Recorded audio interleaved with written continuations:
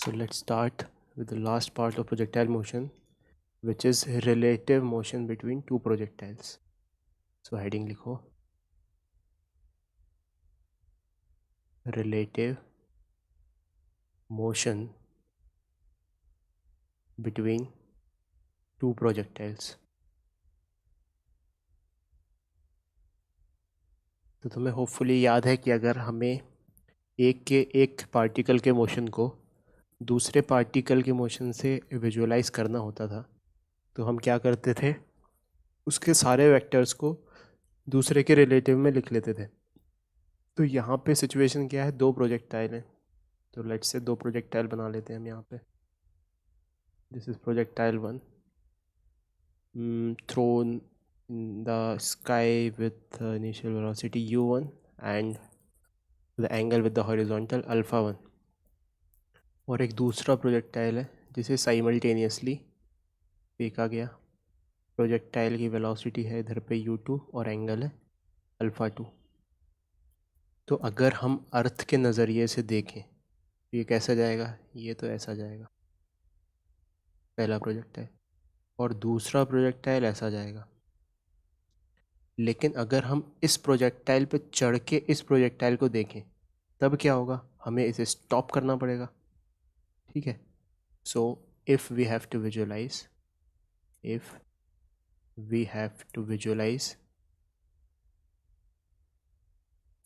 Projectile one with respect to projectile 2, then we have to stop all the vectors।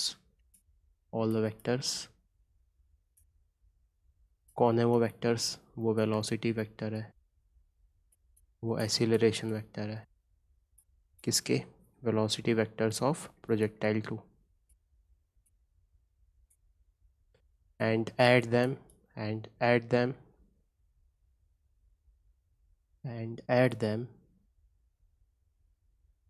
in opposite direction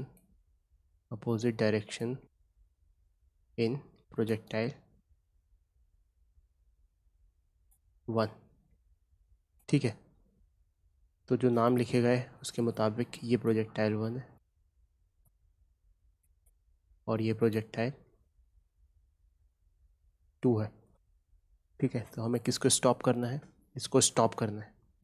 तो अगर हम इसके components लेते तो यहाँ पे क्या आता, यहाँ पे आता u2 cos alpha 2 initial velocity का x कंपोनेंट, और इनिशियल वेलोसिटी का y कंपोनेंट क्या आता, u2 sin अल्फ़ा 2। एक्सीलरेशन तो ऑफ कोर्स नीचे साइड है, कोई दिक्कत ही नहीं है। तो ये तीन वेक्टर्स को हमें काट के इसमें जोड़ देना है, तो विथ रिस्पेक्ट टू 2 मिल जाएगा हमें। ठीक है, तो यहाँ पे बनाता हूँ मैं विथ रिस्पेक्ट टू प्रोजेक्टाइल 2, प्रोजेक्टाइल 1 will look as follow। ठीक है, तो क्या करना है, इसको काट देना है, इसको काट दिया और अपोजिट में इधर जोड़ दिया। ठीक है, तो u2 cos अल्फ़ा 2 आ जाएगा इधर, इसको काट दिया और अपोजिट में इधर जोड़ दिया, ये जाएगा u2 sin अल्फ़ा 2। अच्छा, इसके कंपोनेंट जो थे पहले वो तो रहेंगे। इसका क्या था, u1 cos alpha 1 x component of initial velocity, और y component of initial velocity u1 sin alpha 1। अच्छा, इसमें g किस तरफ था, g इस तरफ था, इधर g को रोका है तो अपोजिट में ऐड करना है g, तो नेट एक्सीलरेशन कितना हो जाएगा, 0। तो फाइनली अगर मैं लिखना चाहूँ यहाँ पे, ये होना हमारी कोऑर्डिनेट एक्सिस।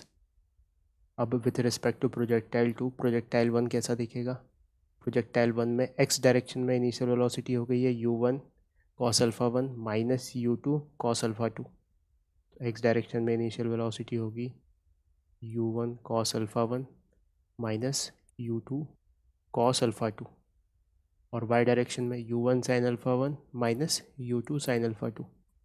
y डायरेक्शन में हो जाएगी u1 sin alpha 1 minus u2 sin alpha 2। और एसिलरेशन ज़ीरो हो जाएगा, एसिलरेशन विल बी ज़ीरो। इसका मतलब जो इनिशियल वेलोसिटी है वही रहेगी हमेशा वेलोसिटी। इफेक्टिवली वेलोसिटी क्या हो जाएगी, ऐसी। This will be the new initial velocity. ठीक है, ये एंगल अल्फ़ा नहीं होगा, चेंज हो जाएगा। अब क्यों? क्योंकि ये कंपोनेंट और ये कंपोनेंट चेंज हो चुके हैं। तो लेट्स से इसको थीटा बोल देते हैं। So theta will be, tan theta will be this upon this. So tan theta को क्या लिख सकते हैं यहाँ पे, tan theta will be u one cos alpha one minus u two cos alpha two divided by u one sine alpha one, u one sine alpha one. गलत लिख दिया, कॉट लिख दिया ये मैंने, क्योंकि जो टेन होता है वो परपेंडिकुलर अपॉन बेस होता है। परपेंडिकुलर तो ये है, बेस ये है, तो गलत लिख दिया। तो पहले ऊपर ये आना चाहिए, क्या आना चाहिए यहाँ पे, u one sine alpha one minus u two sine alpha two divided by u one cos alpha one minus u two cos alpha two. तो ये टेन थीटा हो जाएगा। तो अब बी के नज़रिए से देखें तो ये तो स्ट्रेट लाइन में चलता जाएगा, it will be moving in straight line. तो बिल्कुल सही बात है, ये स्ट्रेट लाइन में चलता जाएगा ये। तो नोट कर लो सबसे पहले तो इसको।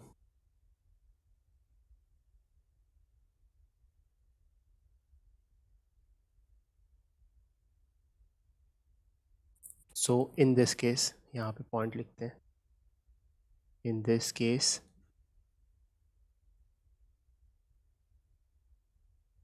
Acceleration of one with respect to two is zero.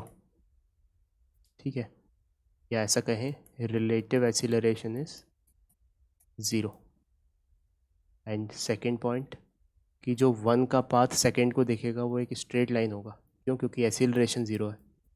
So path of projectile 1 as visualized by projectile 2 will be a straight line because of this reason। ठीक है, ये बात समझ में आ रही है? हाँ सर। अच्छा, अब ये u1 cos अल्फ़ा वन अगर u2 cos अल्फ़ा टू के बराबर हो जाए तो x डायरेक्शन में वेलोसिटी कितनी हो जाएगी? जीरो। ज़ीरो। इसका मतलब कहाँ जाएगा पार्टिकल? ऊपर की साइड।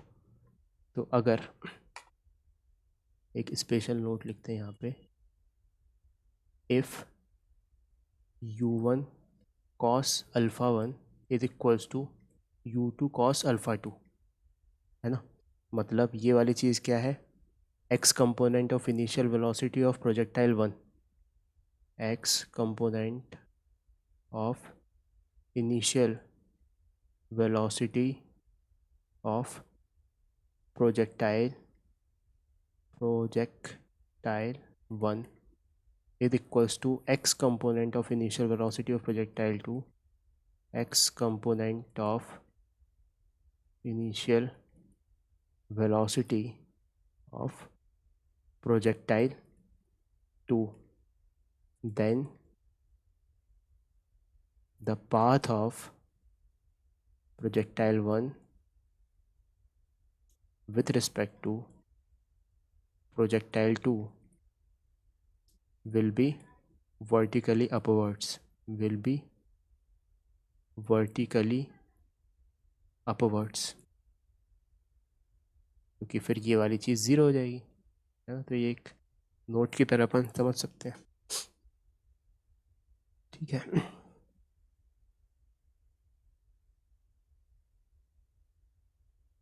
नोट कर लो इसको।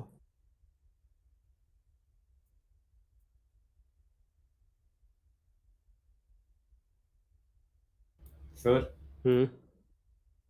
सर जैसा कल हम लोग ने एग्जांपल दिया था सर, इंक्लाइन प्लेन है, एक नीचे हाँ से फेंकेंगे ऊपर से फेंकेंगे, हाँ तो फिर रिलेटिव एक दूसरे में, हाँ।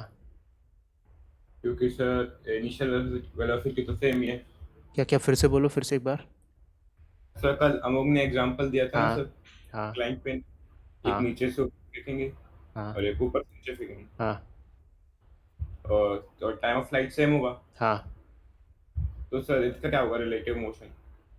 तो बिल्कुल इसको भी देख लेते हैं। जैसे कल हम लोग ने कहा था कि यहाँ से ऐसे फेंका यू वेलोसिटी से थीटा एंगल के साथ, और उसके कॉन्ट्ररी यहाँ से किसी ने फेंका होता सेम यू वेलोसिटी के साथ और थीटा एंगल के साथ, तो ये जाके यहाँ गिरता।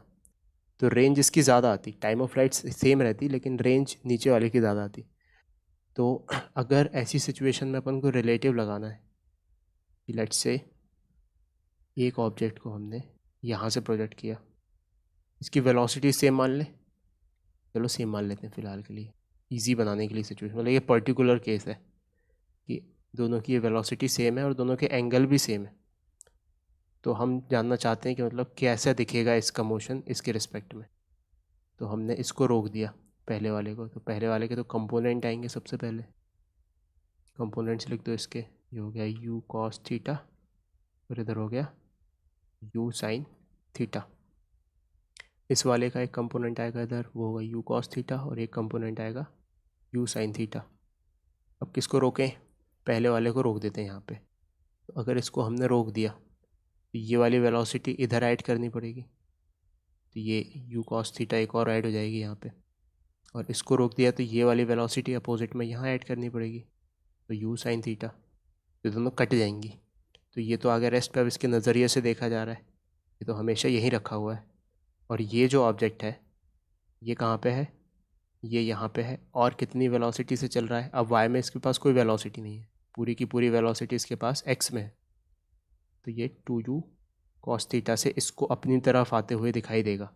मतलब कि अगर तुमने फेक के इस पे कैमरा लगा दिया तो कैमरा ये ऐसा रिकॉर्ड करेगा कि ये इसकी तरफ आ रहा है। ये बात समझ में आ रही है यस सर। ना? तो ये एग्जाम्पल की तरह नोट कर सकते हो इसको।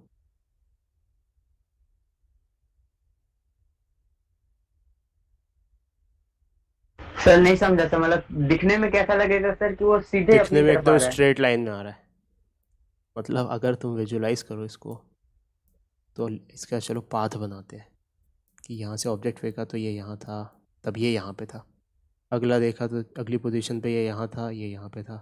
अगली पोजीशन पे जैसे इसकी पोजीशन है ये यहाँ पे था, इसकी पोजीशन पे ये यहाँ आया। तो ऐसे इनफाइनाइटली हमने बहुत सारी पोजीशंस बना ली। ठीक है, 1 2 3 4 5 6, 1 2 3 4 5 6 7, तो एक और बना लिया। तो जब ये यहाँ पे होगा तब इसको ये यहाँ दिख रहा है। अब जब ये यहाँ पे होगा तो इसको यहाँ दिख रहा है, मतलब कि थोड़ा सा इसका वाई में डिस्प्लेसमेंट हो गया, इसका भी वाई में डिस्प्लेसमेंट हो गया। तो वो तो फ़र्क इसको समझ में नहीं आएगा, क्यों? क्योंकि दोनों ही ऊपर उठ गए। इमेजिन करो कि एक आदमी ऐसे लिफ्ट पे खड़ा हुआ है और यहाँ पे दूसरा आदमी खड़ा हुआ है, और ये दोनों लिफ्ट सेम सेम वेलोसिटी से या सेम टाइम में सेम डिस्टेंस कवर करते हुए ऊपर जा रही हैं। तो इसको तो ऐसे ही लगेगा ना ये सेम लेवल पे है। और इमेजिन करो कि ये ऊपर पहुँचते पहुँचते ये रेस्ट पे था और ये वाला इधर चलने लगा प्लेटफॉर्म पे। तो इस आदमी को कैसा लगेगा? इसको तो ऐसा लगेगा ना कि ये इधर पास आते जा रहा है। ये बात समझ में आ रही है अमोक? Can you visualise it? कि तुम इमेजिन करो कि सर हाँ इसमें सर अगर अपन ने जो राइट साइड पे जो अपन ने जिसको प्रोजेक्टाइल कर रहे हैं, हाँ तो सर इसकी रेंज ज्यादा रहने वाली है। हाँ। तो इसके फर्स्ट वाले के कंपैरिजन में उसकी वो हाइट भी ज्यादा ज्यादा गेन करता जाएगा ना? नहीं नहीं, हाइट क्यों तो ज़्यादा सर गेन उसको करेगा? स्ट्रेट कैसे दिखेगा? हाइट क्यों ज़्यादा गेन करेगा? नहीं सर, जैसे इसके 1 पॉइंट, जब इसका 1 पॉइंट ये कवर करेगा तब हाँ, तक इसके 2 पॉइंट लगभग कवर हो जाएंगे, क्योंकि ये ज्यादा रेंज कवर करने वाला नहीं है देखो वर्टिकल। सेकंड वाला। अच्छा तुम ऐसा कह रहे हो, देखो क्योंकि हमने वो एग्जाम्पल ही ऐसा लिया है कि थीटा बराबर लिए यहाँ पे, तो अपन देख लेते हैं उसको कि जैसे इसका एसिलरेशन इस डायरेक्शन में क्या होगा वर्टिकल डायरेक्शन में। वर्टिकल डायरेक्शन में तो जी को ही काउंटर कर रहे हैं ना ये बात समझ में आ रही है? वर्टिकली में ये जी को ही काउंटर कर रहे हैं। तो यस इमेजिन सर। करो इस इंक्लाइन प्लेन को भूल जाओ अभी, और इस पॉइंट को मैंने यहाँ बना दिया। इस इंक्लाइन प्लेन को भूल जाओ और इस पॉइंट को मैंने यहाँ बना दिया। ठीक है, और इनके ये हॉरिजॉन्टल लेवल है। अब इसको अपन ने वेलोसिटी दी है इस तरफ और इसको वेलोसिटी दी है इस तरफ। अब इमेजिन करो कि अभी हम एक्स वाले को भूल गए। ठीक है, हमने देखा कि वाई वाला क्या है, सो y का जो कंपोनेंट इसका है वही कंपोनेंट इसका होगा। तो अगर केवल y डायरेक्शन को देखा जाए तो एक लेवल से ये यहाँ से उठ रहा है और दूसरे लेवल से यहाँ से उठ रहा है सेम वेलोसिटी से। केवल y को अगर कंसीडर करें तो x को भूल जाओ। तो अब ये y में वही डिस्टेंस ट्रैवल करेगा जो इसने किया है। और ऐसा क्यों हो रहा है? क्योंकि ये u भी सेम है और v भी सेम है। ये बात समझना है, दोनों का u सेम है। अगर मान लो सपोज़ ये ज़्यादा होती वेलोसिटी, जैसे फॉर एग्ज़ाम्पल इसको अपन प्रोजेक्ट करते u से और अगले वाले को प्रोजेक्ट करते 2u से, फिर ऐसा नहीं होता, फिर ये ऊपर भी जाता। तो ये ऐसा इसलिए ही हुआ है क्योंकि ये वाला कंपोनेंट ने एग्जैक्टली इसको काट के रख दिया। अगर मान लो सपोज़ यहाँ पे 2 होता तो यहाँ पे 2u साइन थीटा आता, तो फिर ये पूरी तरह नहीं कट पाता, तो फिर ये कुछ प्रोजेक्टाइल की तरह जाता। ये बात समझ में आ रही है? हाँ सर अब आ गया। तो जैसे मैं बना ही देता हूँ वो सिचुएशन कि ये इंक्लाइन प्लेन है, इसमें बस अपन एक चेंज कर रहे हैं। यहाँ पे हमने इसको u वेलोसिटी से फेंका, एंगल थीटा है, लेकिन इसको u से ना फेंकते हुए इसको 2u से फेंक दिया, एंगल थीटा ही है। अब वो रिलेटिव वाला फंडा लगाते हैं। इसका कंपोनेंट लिया u cos थीटा और इसका कंपोनेंट लिया u sin थीटा। इसका यहाँ पे कंपोनेंट लिया 2u cos थीटा और इसका लिया यहाँ पे 2u sin थीटा। अब इसके रिलेटिव में जब बात करेंगे तो इसको स्टॉप किया तो u sin थीटा काटा, तो यहाँ पे u sin थीटा जोड़ना पड़ेगा क्योंकि हम इसको देखना चाहते हैं इसके नज़रिए से। फिर u cos थीटा काटा तो एक u cos थीटा इधर और ऐड करना पड़ेगा। तो इफ़ेक्टिवली ये कैसा दिखेगा? अब इसका बनाते हैं ज़रा। ये तो आ गया रेस्ट पे पहला वाला, और ये जो दूसरा वाला है इसकी नेट वेलोसिटी इस डायरेक्शन में 2u sin थीटा और u sin थीटा, इधर हो गई ये u sin थीटा इफेक्टिवली, और ये 3u sin theta, 3u sin theta. तो अब ये कुछ जाएगा ऐसे रैंडम एंगल पे। अब इसको ये प्रोजेक्टाइल करता हुआ दिखाई देगा, है ना? अब यहाँ गिरेगा या कि हाँ नहीं सर वो समझ बात गया। एग्जैक्टली उसी पॉइंट पे गिरेगा कि नहीं वो नहीं कह सकते, लेकिन वो डिपेंड करेगा कि ये सब क्या है, तो वो कहाँ गिरेगा वो देख लेंगे। वो तो ऐसा जाता हुआ दिखाई देगा इसको। तो ये बात ठीक सर अपनी आ गया। रिलेटिव में लग गई। बहुत बढ़िया। अब सर एक और हाँ क्वेश्चन था। हाँ बोलो। सर जैसे अगर अपन हॉरिजॉन्टल प्रोजेक्टाइल में कोई चीज को 45 डिग्री के एंगल से अगर थ्रो करते हैं, हाँ तो क्या जरूरी है कि जहां पर वो गिर रहा है, जैसे अपन ने 45 डिग्री से कोई पत्थर फेंका, हाँ तो वो 45 डिग्री का एंगल बनाकर ही गिरेगा कि वो कोई भी एंगल पे गिर सकता है? देखो वही सिमिट्री, अगर एयर ड्रैग नहीं है, एयर फ्रिक्शन कुछ भी नहीं है, तो ये नेचर ऑफ सिमिट्री है कि ये 45 से गया है तो 45 पे ही गिरेगा, है ना? ये सिमिट्रिक पॉइंट्स मतलब कि एसेंट में जो इसके पॉइंट्स हैं सिमिट्रिकली डिसेंट में भी वैसे ही पॉइंट होंगे। कि जैसे अगर मैंने एक हॉरिजॉन्टल लेवल पे कंसीडर किया ये वाला, तो इधर पे जो इसकी स्पीड होगी इस तरफ, वहाँ इस पॉइंट पे इसके करस्पॉन्डिंग पॉइंट में सेम स्पीड होगी इस तरफ, क्योंकि सिमिट्री की वजह से ऐसा हो रहा है। ये आ रहा है समझ में? Yes sir. अब तुम्हारे उसका आंसर भी हम खोज पाएंगे। तुमने एक कोई सवाल पूछा था, मेरे को हल्का हल्का याद है, कि जैसे यहाँ से कुछ ड्रॉप किया और यहाँ से कुछ फायर किया किसी एंगल पे, है ना? कुछ रैंडम एंगल था, तो ये जाके यहाँ पे कोलाइड हो जाएंगे, ऐसा कुछ सिचुएशन थी। तो हाँ सर। सवाल ऐसा कुछ था कोलाइड हो जाए। कि क्या सवाल था, भूल गया मैं। सर क्वेश्चन ये था कि इसको हाँ ये जो अपन थ्रो कर रहे हैं, नीचे से हाँ फायर कर रहे हैं, इसको अपन कितनी भी स्पीड पे फेंके, चाहे बहुत ज्यादा चाहे बहुत कम, बट हाँ दोनों को सेम टाइम पे अगर अपन रिलीज करते हैं, जो हाँ फायरिंग कर रहे हैं और हाँ ऊपर जो पंपकिन लटका है उसको भी, तो वो हाँ। हमेशा कोलाइड करेंगे, अच्छा तो चाहे अभी उसकी स्पीड कितनी भी रहे। इसको अभी सॉल्व करेंगे अपन, है ना? ठीक है, तो अभी समराइज करते हैं सारे पॉइंट्स जो हमने देखे। कि अगर रिलेटिव वेलोसिटी देखनी है अपन को ऐसे हॉरिजॉन्टल प्रोजेक्टाइल में, तो रिलेटिव एक्सेलरेशन 0 होता है, ठीक है? Relative acceleration is 0। सो इसी की वजह से वेलोसिटी दोनों की इंटरचेंज नहीं होती, ठीक है? अच्छा अब एक और फंडा देखते हैं कि एक प्रोजेक्टाइल को हमने यहाँ से फायर किया। अब कुछ जनरल केस लेते हैं, सेम वेलोसिटी ना मानते हुए, इसको बोलते हैं u1 से फायर किया इधर और इसको फायर किया u2 से। और ये एंगल है θ1 और ये एंगल है θ2। तो अब ये कोलाइड करेंगे या नहीं करेंगे ये किसी चीज़ पर डिपेंड करता है ना। हो सकता है कि ये ऐसा चला जाए और अगला वाला ऐसा चला जाए और ये सेम पॉइंट पे इस पॉइंट पे ना हो। ये तो ज़रूरी ये तुम समझ पा रहे हो ना कि एक बॉल तुमने फेंकी एक तरफ से, दूसरे ने दूसरी तरफ से फेंकी, तो ज़रूरी नहीं है ना कि वो कोलाइड हो, कुछ कंडीशन होनी चाहिए कोलिजन की। तो हमने कहा चलो वो कंडीशन सोचते हैं। तो अगर कोलाइड होना है तो एक को रोक के देखते हैं। तो इसको रोक दिया, इसके कंपोनेंट ले लेते हैं सबसे पहले। तो u1 cos θ1 और इसके इस तरफ u1 sin θ1। इधर पे इसके कंपोनेंट लिए u2 cos θ2 और यहाँ पे u2 sin θ2। इसको स्टॉप कर दिया। तो इसको स्टॉप किया u1 cos θ1, तो इधर जोड़ना पड़ेगा। इधर हो गया प्लस में u1 cos θ1, ठीक है। और इसको स्टॉप किया तो यहाँ पे जोड़ना पड़ेगा u1 sin θ1। अच्छा, अब इसके रिलेटिव देखा जाए तो ये वाला तो रेस्ट पे आ चुका है और इस वाले की वेलोसिटी इधर साइड हो चुकी है u2 cos θ2 plus u1 cos θ1। इसको लिख देते हैं u1 cos θ1 plus u2 cos θ2। ये इस डायरेक्शन में, और इस डायरेक्शन में हो चुकी है this minus this. So u2 sin θ2 minus u1 sin θ1। अच्छा, अगर इसको इससे कोलाइड, अब ये एक ऐसा ऑब्जेक्ट है जो यहाँ पे रेस्ट रखा हुआ है शांति से, अगर इसको कोलाइड करना है इससे तो कैसा जाना चाहिए? इसको जाना चाहिए ऐसा, तभी जाके ये टकराएगा इससे। तो इसका मतलब ये वाला कंपोनेंट क्या होना चाहिए? ये वाला कंपोनेंट होना चाहिए ज़ीरो, है ना।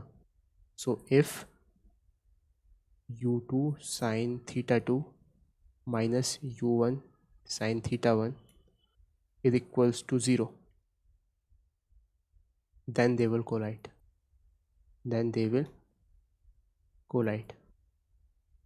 अच्छा, किसी के दिमाग में ऐसा तो नहीं आ रहा कि ये ऐसे जाके भी तो कोलाइड हो सकता है? तो अगर किसी के दिमाग में ऐसा आ रहा है हाँ सर, मैं यही सोच रहा था। तो गलत बात, क्योंकि ये हमने यहाँ पे इसको स्टॉप किया है तो इसका एक्सीलरेशन g था, इसका एक्सीलरेशन भी g था, तो इसको रोक के g को इधर ऐड कर दिया तो g और g कैंसिल हो गया, तो इधर पे रिलेटिव एक्सीलरेशन 0 है। तो ये अगर ऊपर साइड हुआ कुछ भी तो 100% सीधा ही जाएगा इसके नज़रिए से, यस सर। है ना। बात समझ में आ रही है? जैसे मैंने यहाँ पे क्या ऐसा बोल दिया था कि ऐसे जाएगा, तो ये गलत बात बोल दी थी। क्यों बोल दी थी गलत बात? क्योंकि ये जा ही नहीं सकता ऐसा, ये तो स्ट्रेट लाइन में जाएगा। क्योंकि हम अब वन के नज़रिए से देख रहे हैं, वन के नज़रिए से एक्सीलरेशन 0 है इसका, रिलेटिव एक्सीलरेशन। तो इसका मतलब ये चीज़ सेटिस्फाई हो गई अगर, तो वो कोलाइड कर जाएंगे। ठीक है, क्या चीज़ सेटिस्फाई हो गई? कि जो इफ़ेक्टिव वेलोसिटी है वो उसी के लाइन जॉइनिंग के अलॉन्ग ही आनी चाहिए। ये पॉइंट ए है, ये बी है, तो जो इफ़ेक्टिव वेलोसिटी है वो ए बी के अलॉन्ग ही होनी चाहिए। ठीक है, तो इसको लिख लेते हैं कि इफ़ टू प्रोजेक्टाइल्स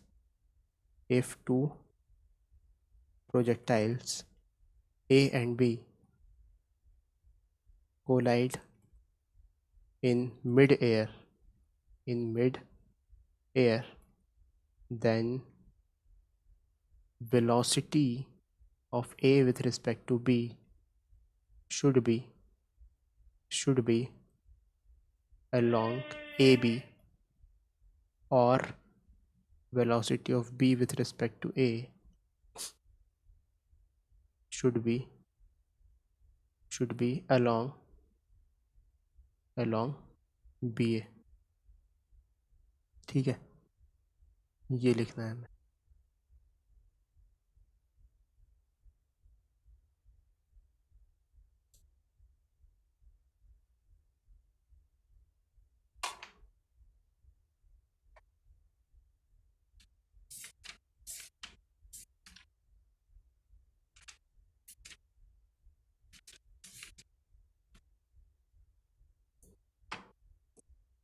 तो एक क्वेश्चन सॉल्व कर लेते हैं। सर हाँ नवीन बोलो। सर जो आपने लिखा है ना शुड बी, हाँ सर शुड बी के बाद अलोंग है। हाँ हाँ अलोंग है, शुड बी अलोंग बी ए, मतलब सेम ही चीज़ है। ए बी निकाल लो चाहे बी ए निकाल लो, लाइन ए बी और बी ए तो एक ही डायरेक्शन में होगी। ठीक है, तो एक क्वेश्चन करके बताओ ज़रा। सर हाँ जैसे अपन जो क्वेश्चंस कर रहे हैं हाँ उस पे जनरली 45 डिग्री 30 है, मतलब ये कुछ सिलेक्टेड एंगल्स पे फेंक रहा है। हाँ, अब अगर ये 19 डिग्री है ऐसे कोई एंगल पे फेंक दे तो फिर फिर इसकी तो वैल्यू के हम लिए क्या करेंगे? फिर कुछ नहीं कर पाएंगे, अपन बैठे रहेंगे, क्योंकि साइन 19 डिग्री कैलकुलेट करने का हमारे पास कोई तरीका ही नहीं है ना। तो जो वही सर, फिजिक्स का एक हाँ फिजिक्स की बुक जब देख रहा था तो उसके कोई एक एग्जांपल में साइन 19 डिग्री की वैल्यू निकाल दी थी, अच्छा, तो उसी से बहुत कंफ्यूज हो गया था कि ये कैसे निकालें अब। नहीं नहीं, तो कुछ अगर मैनिपुलेशन दिया हुआ है कि जैसे बोला है कि साइन 38 डिग्री दिया है हमें, उसकी वैल्यू दी हुई है, तो उसका यूज़ करते हुए साइन 19 निकाला जा सकता है। लेकिन जो ज़्यादातर क्वेश्चन आएंगे हमारे सामने वो 37, 53, 30, 45, 60 ऐसे एंगल्स ही आएंगे जो उनकी वैल्यू हमें पता है। ठीक है, तो चलो एक क्वेश्चन करते हैं इसी बात पे। So two particles A and B are projected from ground towards each other with speeds 10 meter per second and 5√2 meter per second at angles 30 degree and 45 degree with horizontal from the 2 points separated by a distance of 15 meter. So will they collide or not?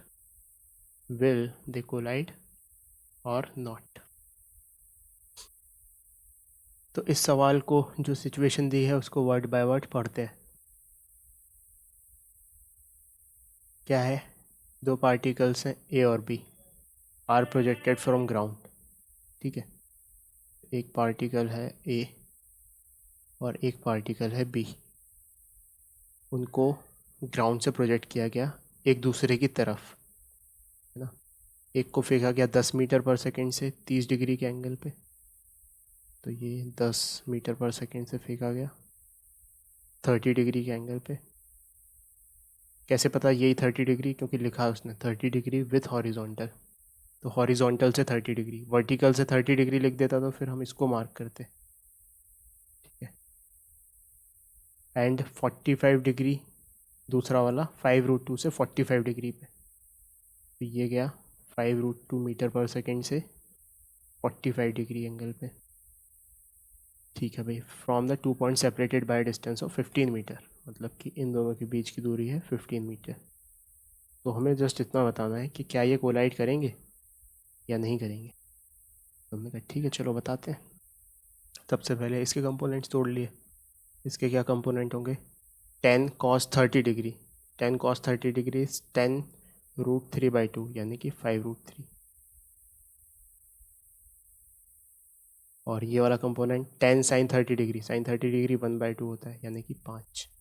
इसके component क्या होंगे, इसका component होगा 5√2 cos 45 यानी कि 5, और इसका component क्या होगा 5√2 sin 45 डिग्री यानी कि 5√2 इंटू 1/2, ये भी 5। ठीक है, ये लिखने के बाद इसके नज़रिए से देखते हैं। इसके नज़रिए से देखना है तो स्टॉप करो इसको, इधर 5√3 जोड़ दो, 5√3, इसको स्टॉप करो और नीचे 5 जोड़ दो, तो ये कट गए। तो इफ़ेक्टिवली बी की वेलोसिटी पूरी की पूरी एक ही तरफ आ गई है, ठीक है। कितनी आ गई है? 5+5√3, 5+5√3। तो अब ये टकराएगा। ये कंडीशन थी कि अलोंग ए भी आ जाए तो टकराएगा, नहीं तो नहीं टकराएगा।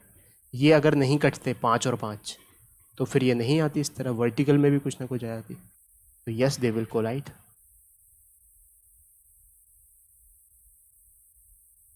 ठीक है। इसी में एक एक्स्ट्रा एक्सटेंडेड क्वेश्चन लिखो कि at what time they will collide,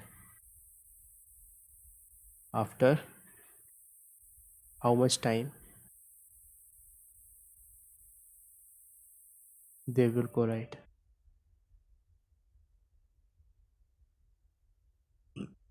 ठीक है। तो ये क्या, 5+5√3, कितना डिस्टेंस ट्रैवल करना है इसको? 15 मीटर। तो बस स्पीड कांस्टेंट है, डिस्टेंस दिया हुआ है, टाइम आ जाएगा। Speed is equals to distance upon time, and time is equals to distance upon speed. तो 5 नीचे से कॉमन ले लिया, ऊपर से कट गया, तो 3√3+1। और क्या कर सकते हैं? √3+1 से मल्टीप्लाई डिवाइड, तो नीचे आ जाएगा 3-1, हो जाएगा 3√3-1, 3/2 √3-1 सेकेंड्स। इतने टाइम के बाद ये टकराएंगे। तो असलियत में क्या हो रहा होगा? असलियत में ये ऐसे जा रहा होगा और ये कुछ ऐसे जा रहा होगा, और 3/2 √3-1 टाइम पे यहाँ पे ये कोलाइड कर जा रहे होंगे। मतलब ये एग्जैक्ट टॉप पॉइंट नहीं है, रैंडम कोई भी पॉइंट है वो। ठीक है, आया ये बात समझ में आई? Fair enough. हाँ सर, आ गई। ठीक है, तो एक और क्वेश्चन कर लेते हैं। लिखो इस क्वेश्चन को। Two particles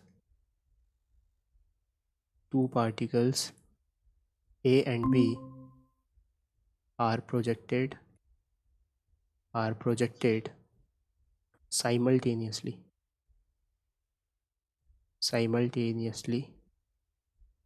from the two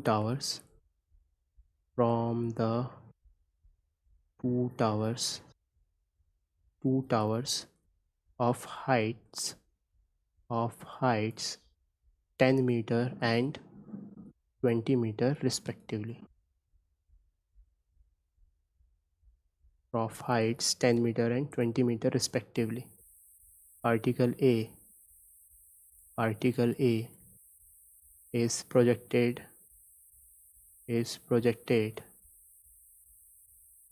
with an initial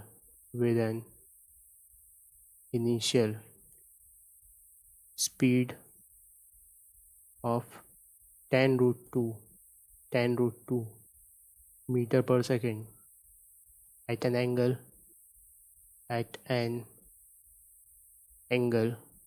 of 45 degree with horizontal, while particle B is projected horizontally with speed 10 meter per second. So if they collide in air, what is the distance d? What is the distance d between the towers? और इसका diagram भी दिया हुआ है जो कुछ इस प्रकार है। ये टावर ए है,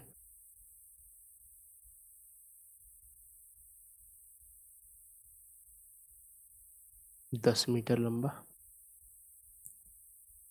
ये टावर बी है,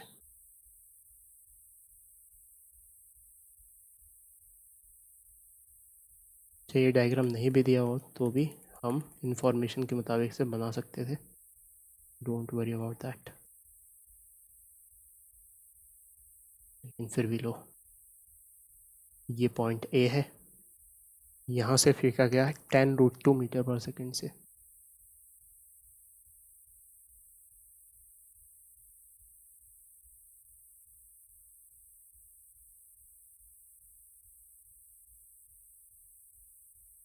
और यहाँ से कितने एंगल पे फेंका गया, ए से 45 डिग्री पे, और यहाँ से फेंका गया हॉरिजॉन्टली, ये बी है अपना। कितनी स्पीड से फेंका गया, 10 मीटर पर सेकेंड से। और इन टावर्स के फुट की बीच की दूरी डी है। तो हमें बताना है अगर ये कोलाइड करेंगे तो इस डी की वैल्यू क्या होनी चाहिए। तो हमने कहा ठीक है, आसान सा सवाल बन गया ये। अच्छा, इसकी हाइट भी दी हुई है, डोंट वरी अबाउट दिस। कितनी दी हुई है, 20 मीटर।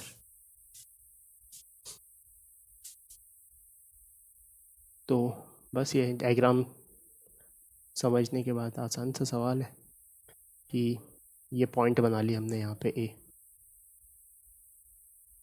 और ये जो बी पॉइंट है ये कितना ऊपर है इससे, 10 मीटर ऊपर है। यहाँ से 10, और यहाँ से फेंका गया 10√2, कितने पे, 45 डिग्री पे।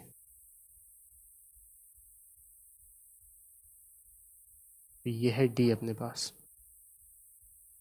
ठीक है, तो एक को स्टॉप कर देते हैं, किसी को इसको स्टॉप कर देते हैं।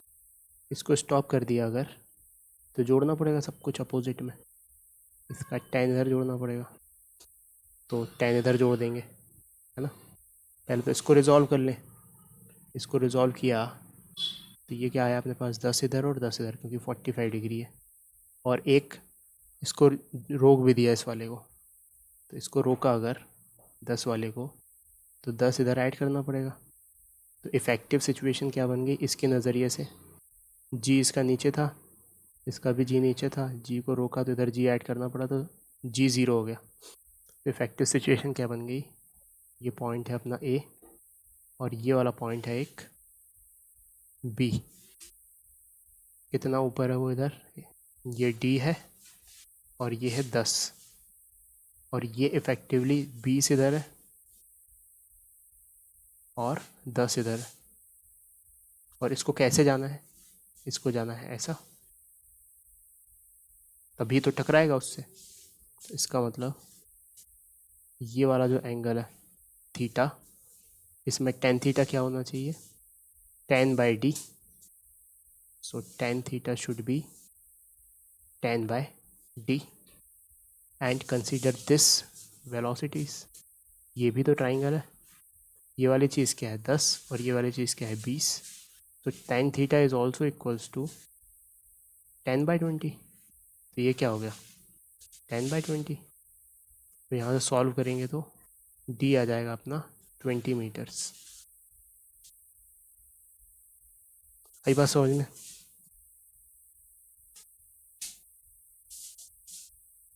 एंगल्स सर मैच एक करा दे। डाउट आ रहा है हाँ बोलो आमो। सर, जी ग्रेविटेशनल का डायरेक्शन तो दोनों का डाउनवर्ड्स है, तो फिर जी कट कैसे जा रहा है सारे क्वेश्चन। नहीं तो हम क्या कर रहे हैं, हम इसका वेक्टर इस तरफ है, तो अगर इसको रोक रहे हैं तो इसके वेक्टर में अपोजिट डायरेक्शन में जोड़ रहे हैं। अच्छा ठीक ठीक। तो इसलिए रिलेटिव एक्सेलरेशन 0 हो गया यहाँ पे। जैसे वेलोसिटी के साथ भी यही किया कि 10 इस तरफ थी तो इसको रोका तो 10 अपोजिट में जोड़ा इस तरफ, इसके अपोजिट में। यहाँ इधर थी उसको रोका तो इसके अपोजिट में जोड़ा। तो कायदे से हम क्या कर रहे हैं, देखो इसको एक और नज़रिए से देखो तो तुम्हें क्लियरिटी बनेगी। ये ए है ये बी है, इसकी सारी वेलोसिटीज़ एक्स और वाई में मार्क करते हैं। इधर कितनी थी 10, इधर थी इसकी 10, ये ए का, बी में 10 इधर थी। जी अलग से लिख लेते हैं, जी को अलग कलर से लिख लेते हैं। जी था इसका नीचे की साइड जी, और इसका भी जी नीचे की साइड जी था। अब एक्चुअली में हम पता है क्या करते हैं, ये भी है अपना, एक्चुअली में हम इसको रोकना चाहते हैं। इसको रोकना चाहते हैं तो इस दुनिया के इसको रोकने के लिए क्या करना पड़ेगा? इसको रोकने के लिए यहाँ पे 10 ऐड करना पड़ेगा, तभी तो ये रुकेगा। तो अगर हम 10 ऐड कर मतलब हम 10 से भागने लग गए, हम अगर 10 इधर है, इधर चल रहा है ये, तो हम इसको रोकने के लिए 10 से उल्टी डायरेक्शन में भागने लगेंगे इसके साथ, तभी हमें ये रुका हुआ दिखाई देगा और हम एक्सेलरेट भी करने लग जाएंगे। तो इधर ऊपर जोड़ना पड़ेगा। तो अब क्योंकि ये एडिशनल चीज़ करी है, इस दुनिया के हर चीज़ में हमें ये चीज़ करनी पड़ेगी, तो इसमें भी करनी पड़ेगी 10, ये वाली चीज़ हो गई। और ये जो एक्सेलरेशन जी जोड़ा इधर, इधर भी जोड़ना पड़ेगा। अब देख लो इफेक्टिव, अब ये रेस्ट पे आ गया, जी और जी कट गए, यहाँ पे 10 और 10 कट गए, तो इफेक्टिवली ये तो रेस्ट पे आ गया, सब कुछ रेस्ट पे है इसका। वेलोसिटी भी ज़ीरो, एक्सेलरेशन भी ज़ीरो। और इसका क्या हुआ वो देख लो आप, तो जी से जी कट गया, तो एक्सेलरेशन तो ज़ीरो हो गया इसका। 10 से 10 जुड़ गया, एक्स डायरेक्शन में वेलोसिटी 20 हो गई, और इधर वाई डायरेक्शन में कुछ था नहीं, तो ये 10 की 10 रही, तो एक्सेलरेशन इसका ज़ीरो हो गया और ये रेस्ट पे आ गया। आ रहा है समझ में? Mathematically tool. हाँ सर, ठीक है, आ गया सर, आ गया। अभी इसके तुम क्वेश्चन करोगे ना, जो होमवर्क में मैं देने वाला हूँ अभी, तो तुम्हें आ जाएगा मज़ा और फिर तुम्हें लगेगा कि हाँ सही है, उधर फ्लो बन जाएगा एक। फिर आ जाते हैं अपन एक नेक्स्ट क्वेश्चन पे। So write down along with me, a particle A is projected with an initial velocity of 60 meter per second, 60 meter per second at an angle 30 degree to the horizontal,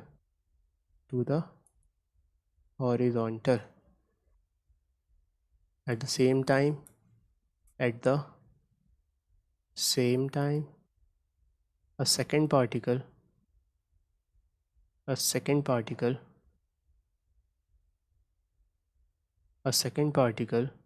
B is projected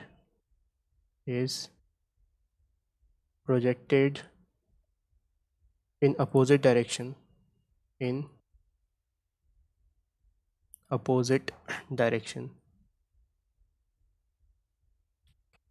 direction with initial speed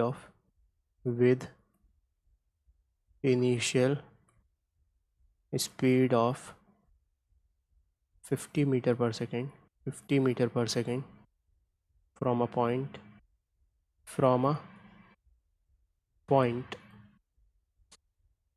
at a distance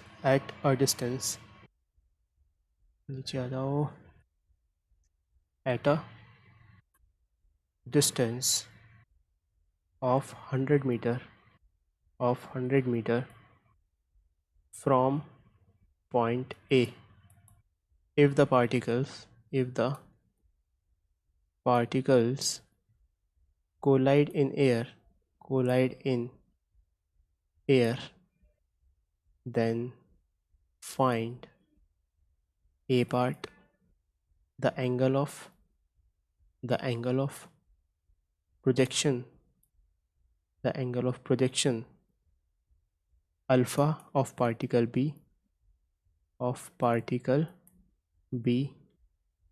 B part, the time when the collision takes place,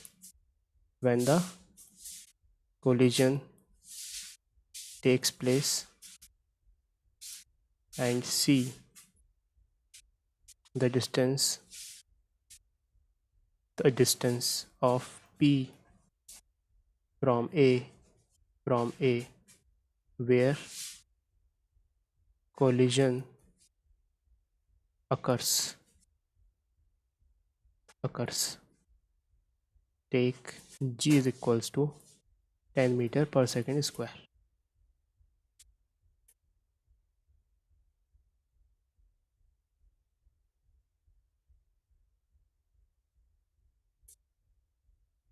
ठीक है, तो word by word पढ़ेंगे इस सवाल को। हमें सोचेंगे क्या करना है। क्या लिखा हुआ है, particle A is projected, A को प्रोजेक्ट किया गया with an initial velocity of 60 metre per second at an angle of 30 degree. तो यहाँ पे ऐसी रफ फिगर बना रहे थे, फिर मैं एक्सप्लेन करने के लिए तुम्हें अच्छा बड़ा फिगर बनाऊँगा। तो पार्टिकल ए को प्रोजेक्ट किया गया कितनी वेलोसिटी से, 60 मीटर पर सेकेंड से 30 डिग्री पे, ठीक है, टू द हॉरिजॉन्टल, इसलिए ये हॉरिजॉन्टल के साथ मार्क किया है। At the same time the second particle B is projected in opposite direction, मतलब इधर फेंका है इसको तो इसको इधर फेंका है बी को 50 मीटर पर सेकेंड से, कितने एंगल पे, at an projected as opposite direction with initial speed of 50 meter per second from a point at an distance 100 meter from point A। तो ये जो point A है और जो B है ये एक दूसरे से 100 मीटर दूर है। ये एंगल नहीं बताया कि ये कितना एंगल है। So if the particles collide in air, अगर ये कोलाइड कर जाते हैं, then find the angle of projection alpha of particle B, मतलब ये अल्फ़ा है। अगर ये कोलाइड करने वाले हैं तो हमें अल्फ़ा बताना है, ठीक है। और फिर ये भी बताना है कि time when the collision takes place, और तीसरा the distance of point P from A से पी पॉइंट बताना है जहाँ पे कोलिजन होगा, ठीक है भाई। तो हम एक काम करते हैं, इसको रिलेटिव में सॉल्व करते हैं। हमने पहले तो ये सिचुएशन को अच्छे से बनाया ताकि हम वेक्टर्स अच्छे से मार्क कर पाएँ। तो ये 60 30 डिग्री पे, ये अल्फ़ा डिग्री पे 50। अगर सबसे पहले तो component 60 cos 30 degree, cos 30 degree कितना होता है, √3/2, ये हो गया 30 √3। और ये हो गया साइन 30 60 साइन 30 डिग्री मतलब 60 × 1/2, तो ये हो गया 30। ये वाला कितना होगा, ये वाला हुआ 50 cos अल्फ़ा और ये हुआ 50 साइन अल्फ़ा। अगर हम इसको रोक दें तो ये ऐड करना पड़ेगा रोकने के लिए, और इसको 30 ऐड करना पड़ेगा यहाँ पे। 30 √3 इधर तो रुक गया, ये 30 इधर तो ये भी रुक गया। ऐसी रिलेशन जी है तो ऊपर साइड जी ऐड करना पड़ेगा। तो इसका ऐसी रिलेशन क्या था, जी, तो जी ऊपर ऐड कर दिया तो गया ये काम से। यहाँ 50 साइन अल्फ़ा में ये वाली चीज़ एडिशनल ऐड करनी पड़ेगी 30, और 30 √3 एक्स में, तो इधर 30 √3। तो इफ़ेक्टिवली अब क्या हो गया, ये वाला आ गया अपना पार्टिकल ए रेस्ट पे, और पार्टिकल बी का कुछ ऐसी सिचुएशन बन गई कि 50 साइन अल्फ़ा ऊपर और 30 नीचे, और यहाँ पे 50 cos अल्फ़ा प्लस 30 √3, तो 50 cos अल्फ़ा प्लस 30 √3, ठीक है। तो अगर इसको इससे टकराना है, ऐसे रिलेशन तो ज़ीरो है तो सीधी लाइन में ही चलेगा। तो अगर इसको टकराना है तो ये दोनों एक दूसरे को कैंसिल करने चाहिए। ये बात समझ में आ रही है। तो if collision occurs 50 sine alpha is equals to 30, तो यहाँ से हमें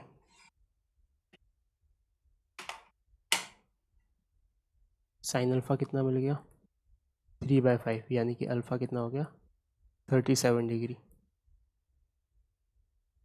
37 डिग्री हो गया ये है पहले का आंसर, ठीक है। दूसरे का आंसर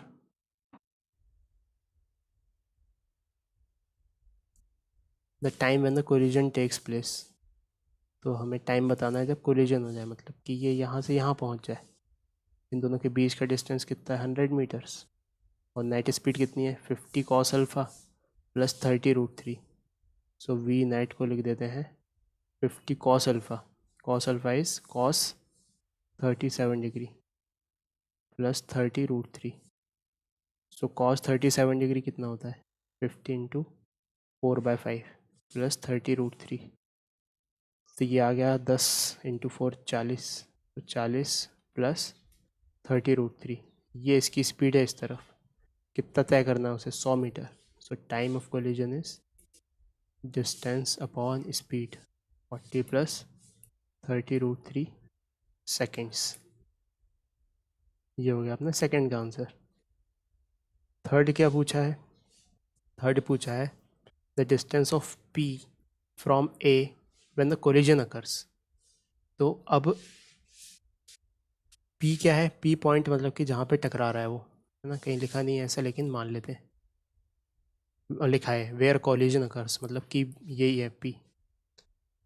तो अब असलियत में कोलिजन यहाँ तो हो नहीं रहा होगा, असलियत में कोलिजन कैसा हो रहा होगा, रियल में कैसा हो रहा होगा, इसको देख लेते हैं। सो इन रियलिटी, रियलिटी का मतलब विथ रिस्पेक्ट टू ग्राउंड, एक पार्टिकल प्रोजेक्ट किया गया है यहाँ से, ऐसे जा रहा होगा वो, और एक पार्टिकल प्रोजेक्ट किया है यहाँ से, ठीक है, ये वाला एंगल 30 डिग्री है और ये 37 डिग्री है, तो थोड़ा ये थोड़ा ऐसे जा रहा होगा, यहाँ पे कहीं पे ये टकरा जाएंगे, ठीक है। ये है अपना पॉइंट P। तो हमें बताना है A से लेके B के बीच, A से लेके P के बीच में कितना है डिस्टेंस, ठीक है।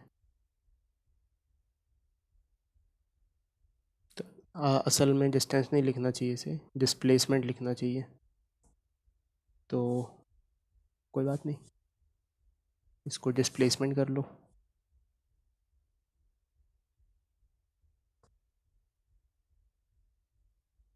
ठीक है, तो हमें ये वाली चीज़ निकालनी है A से P तक। तो अब इसको भूल जाते हैं, इस प्रोजेक्टाइल को, इस प्रोजेक्टाइल को भूल जाओ, ठीक है।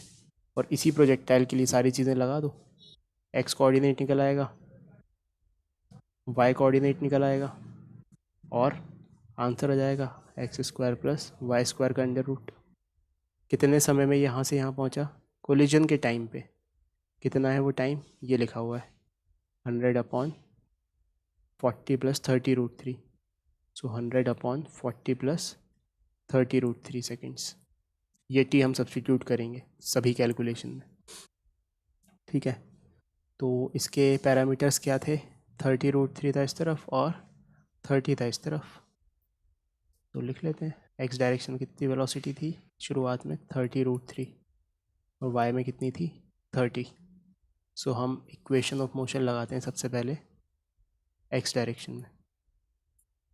एक्स डायरेक्शन में लगाएंगे तो x is equals to UXT plus half AXT square. AX तो ज़ीरो है विथ रिस्पेक्ट टू ग्राउंड, है ना। UX कितना है, UX है 30√3, सो 30√3 multiplied by this thing 100/40 plus 30√3, ठीक है। इसको फर्दर सिंप्लीफाई कर लेते हैं यहीं पे, तो एक ज़ीरो से ज़ीरो कैंसिल हो गया, ऊपर 10 बचा, और ये एक और 10 है तो ये हो गया 300√3, 300√3 अपॉन 4 प्लस 3√3, 4 प्लस 3√3, ये हमारा x आ गया। सिमिलरली y निकालेंगे, अब y क्या होगा, y होगा UYT plus half AYT square. AY कितना है -g, UY कितना है 30, तो लिखा है यहाँ पे 30। टाइम कितना है, दिस होल थिंग, ज़ीरो यहीं पे काट दिया, सो 10/4 प्लस 3√3, ठीक है। माइनस हाफ तो हाफ है, जी को 10 लेना है, तो -10/2 दैट इज़ 5, टी स्क्वायर मतलब इस चीज़ का square, so 10/4 plus 3√3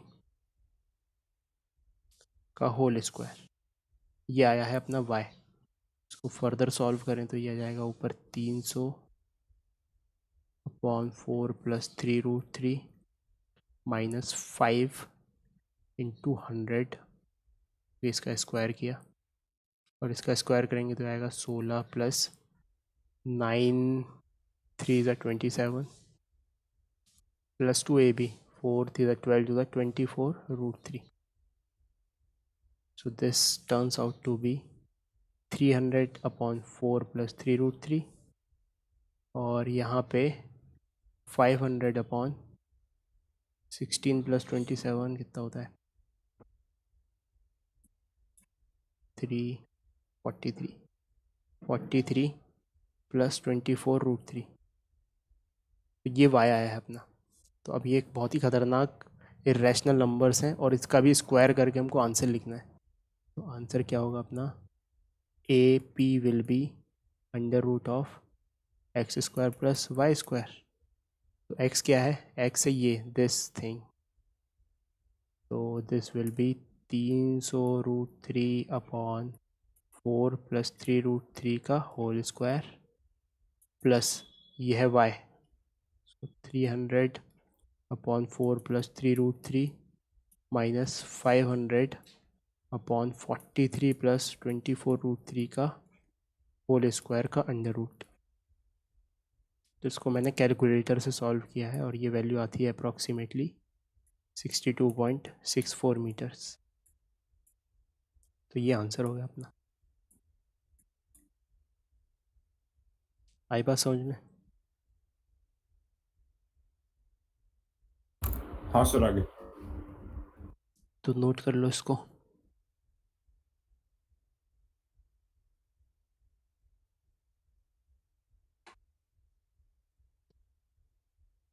So now let's move to some important points.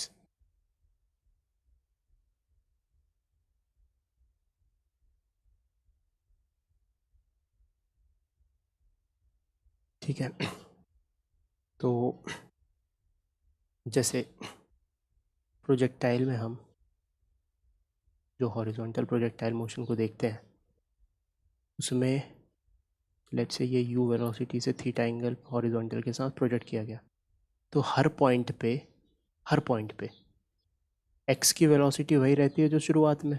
क्यों? क्योंकि x डायरेक्शन में कोई भी एक्सीलरेशन नहीं है। तो चाहे इस पॉइंट पे ले लो, चाहे इस पॉइंट पे ले लो, चाहे किसी भी पॉइंट पे ले लो, इसकी वेलोसिटी x डायरेक्शन में तो यही रहेगी। मतलब वेरी कौन कर रहा है? केवल y डायरेक्शन में। अच्छा, y डायरेक्शन की यहाँ पे कुछ वेलोसिटी है, यहाँ कुछ वेलोसिटी है, यहाँ भी है, लेकिन टॉप पॉइंट पे y डायरेक्शन में कोई वेलोसिटी नहीं है। पूरी की पूरी वेलोसिटी x डायरेक्शन में है ना। मतलब कहने का मतलब कि हर टॉप पॉइंट के अलावा हर पॉइंट पे y डायरेक्शन और x डायरेक्शन दोनों में वेलोसिटी है, लेकिन केवल टॉप पॉइंट ही ऐसा है जहाँ पे केवल x डायरेक्शन में वेलोसिटी है। इसका मतलब मिनिमम स्पीड कहाँ रहेगी? मिनिमम स्पीड रहेगी टॉप पॉइंट पे। इस बात को एंटिसिपेट कर पा रहे हो? क्यों? क्योंकि स्पीड तो दोनों का मिक्स करके आएगा, इसका और Yes, sir. इसका। तो यहाँ तो y में कुछ है, यहाँ भी y में कुछ है, यहाँ भी y में कुछ, लेकिन टॉप पॉइंट पे y में कुछ नहीं है। x को तो कंपेयर करना ही नहीं, क्योंकि x तो हर जगह बराबर है ना। x में वेलोसिटी हर जगह बराबर है। y में जहाँ पे मिनिमम होगी वहीं पे मिनिमम वेलोसिटी होगी। ठीक है, तो यहाँ पे मिनिमम वेलोसिटी या मिनिमम स्पीड बोल सकते हैं टॉप पॉइंट पे। यानी कि मिनिमम काइनेटिक एनर्जी कहाँ होगी? काइनेटिक एनर्जी क्या होती है? Half m v square, half m into speed का स्क्वायर। ये वी स्पीड होती है। तो जहाँ पे स्पीड मिनिमम वहाँ पे काइनेटिक एनर्जी मिनिमम। तो यहाँ पे मिनिमम स्पीड होगी और मिनिमम काइनेटिक एनर्जी भी होगी। तो ये बात अपन दिमाग में रख लेते हैं। तो इसको लिख देते हैं यहाँ पे कि first point is in projectile motion speed and hence kinetic energy is minimum at highest point.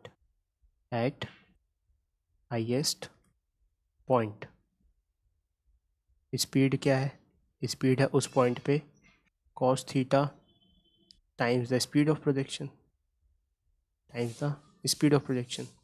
ये टॉप पॉइंट पे लिख रहे हैं अपन, एट टॉप मोस्ट पॉइंट। तो cos theta into speed of projection.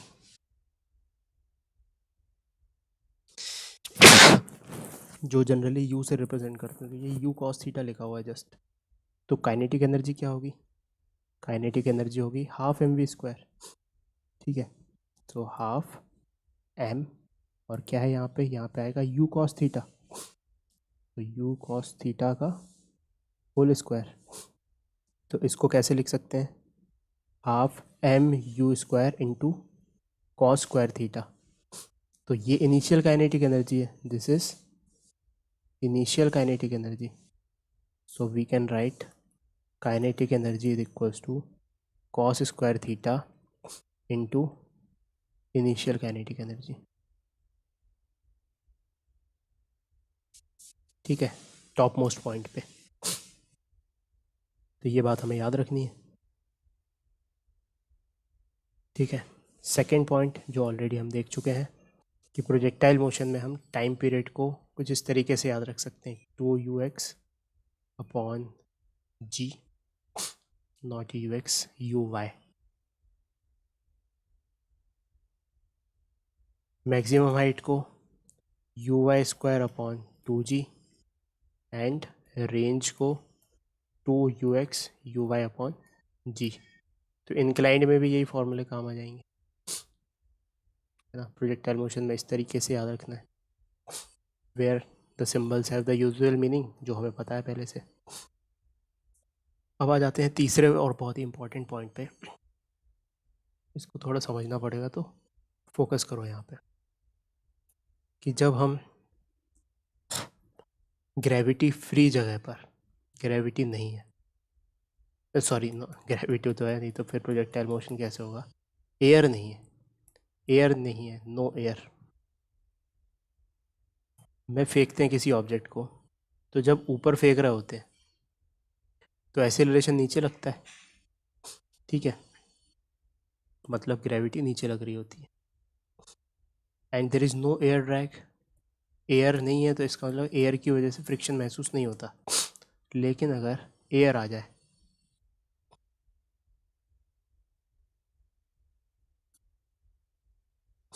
तो इस वातावरण में एयर प्रेजेंट है, तो मैं एयर बनाता हूँ, ये बन गई, ये एयर है।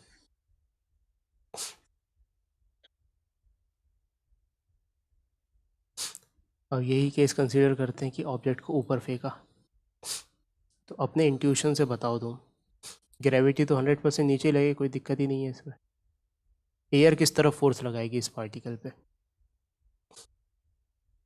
बताओ बताओ, एयर किस तरफ फोर्स लगाएगी इस पार्टिकल पे, नीचे या ऊपर? डाउनवर्ड, है ना। इंट्यूशन और कॉमन सेंस कि तुम बाइक चलाते हो बहुत तेज़ी से, मान लो एयर है वहाँ पे, तो तुम्हें एयर की वजह से ड्रैग का महसूस होता है, opposite in the direction opposite to the motion. तो इस तरफ अगर जा रही है ये, तो एयर ड्रैग भी इस तरफ ही लगेगा, ठीक है। अच्छा, जब नीचे आ रहा होता कोई ऑब्जेक्ट, पार्टिकल जब नीचे आ रहा होता, तब ग्रेविटी किस तरफ लगती, ग्रेविटी तो नीचे ही लगती। तो इस वाली सिचुएशन में कोई ऑब्जेक्ट अगर नीचे आ रहा है तो ग्रेविटी किस तरफ लगेगी, ग्रेविटी लगेगी इस तरफ। और एयर ड्रैग अब किस तरफ लगेगा, यहाँ पे एयर ड्रैग लगेगा ऊपर की साइड, क्योंकि अपोजिट डायरेक्शन में लगता है।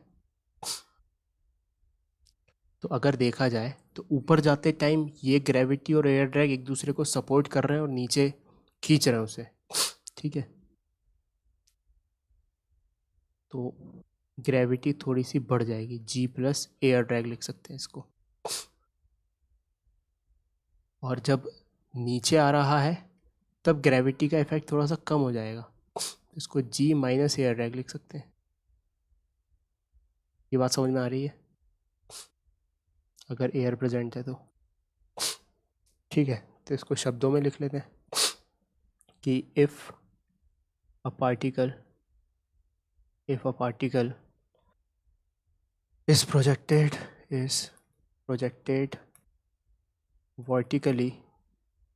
vertically upwards, then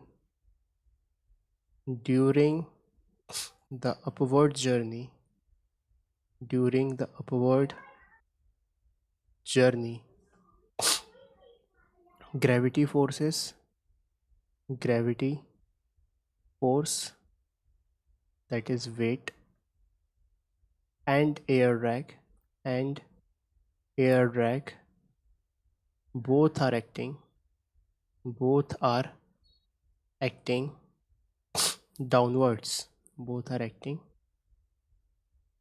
downwards, ठीक है। तो इसका मतलब जो इसका रिटार्डेशन हो रहा होगा ये जी से ज़्यादा हो रहा होगा, तो hence retardation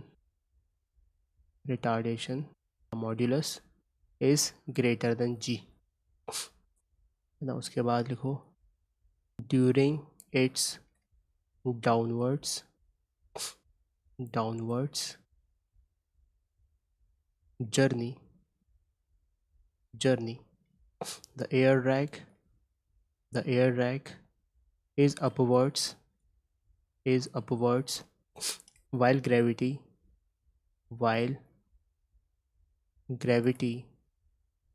is downwards hence acceleration is less than g downwards। Modulus लगा देते हैं यहाँ पे, ठीक है। तो इसको लिख लो अच्छे से।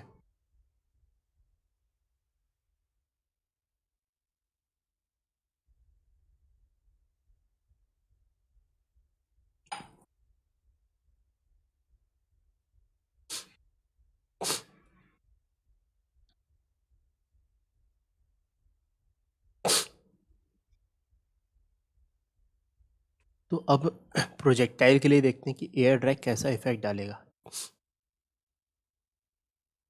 सो नेक्स्ट इसी में लिखो effect of air drag in projectile motion, ठीक है। तो यहाँ पे अगर ग्रेविटी नहीं होती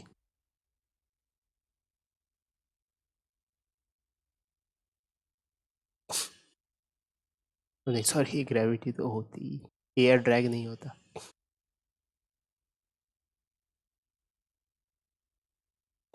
तो वेल सिमेट्रिकली ऐसे जाता है, ये कोई दिक्कत नहीं है, एकदम परफेक्ट पैराबोला बनता और ये ऐसे गिर जाता। ठीक है, मैसेज आया।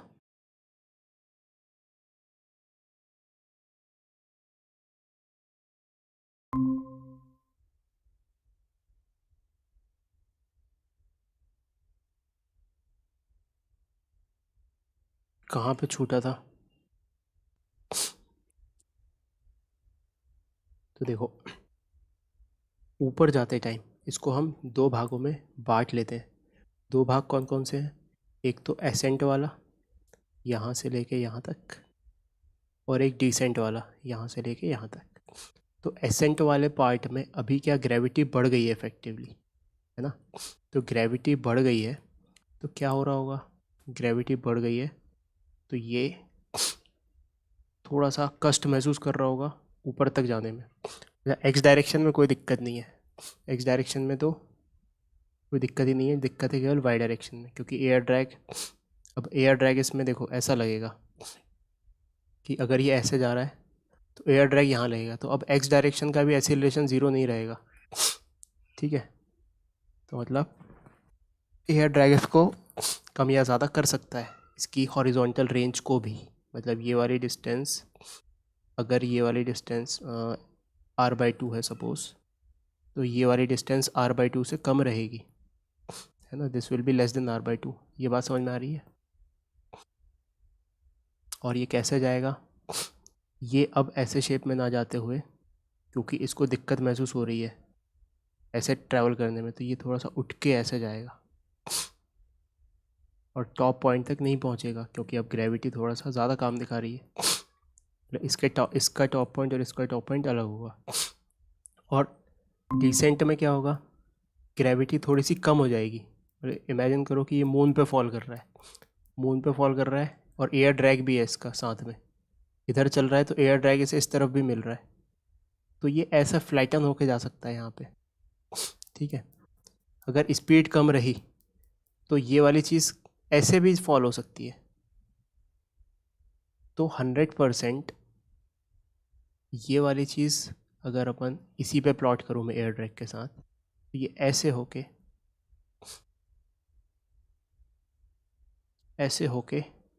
ऐसी जाएगी यहाँ पे, टॉप मोस्ट पॉइंट पे रीच करेगी, और फिर उसके बाद ऐसी भी जा सकती है डिपेंडिंग अपॉन की स्पीड क्या है, और ऐसी भी जा सकती है, ठीक है। तो और एग्जैक्टली उसी रेंज पे भी गिर सकती है। तो हमें ये याद रखना है कि अगर एयर ड्रैग आ जाए तो इसको लिख लेते हैं in projectile motion in presence of air drag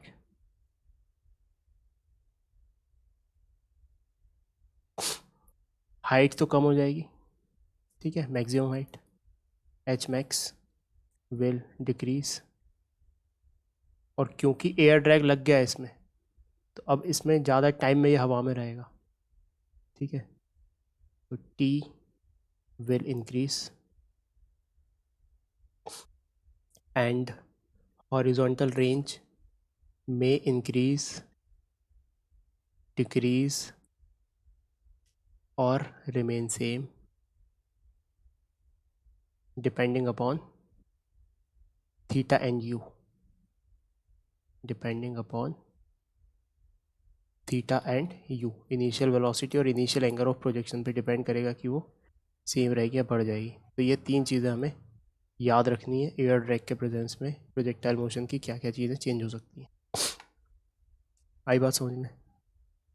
note कर लो इसको।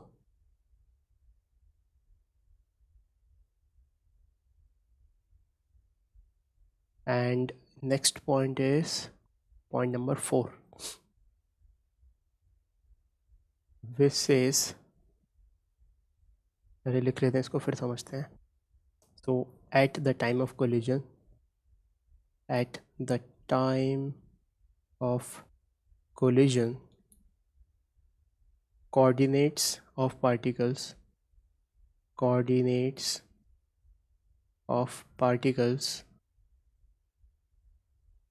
should be same,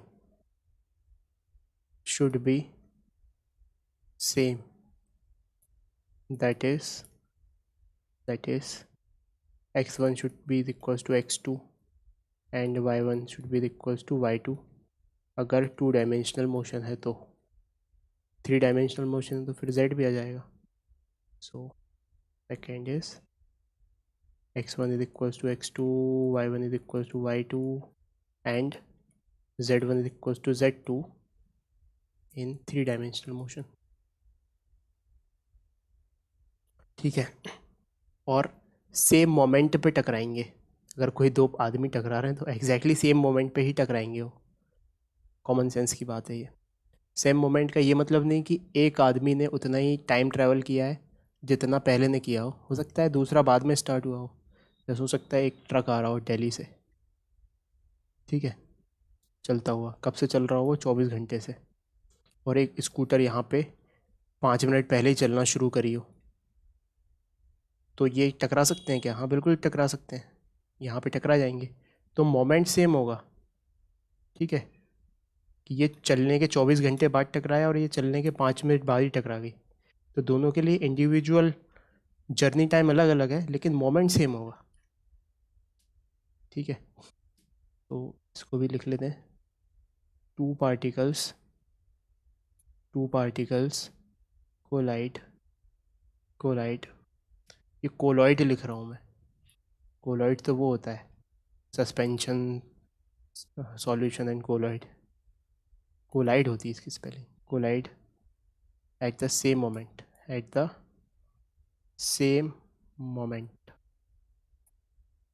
and of course their time of journeys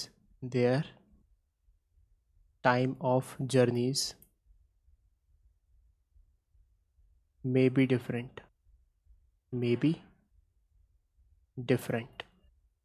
that is they may start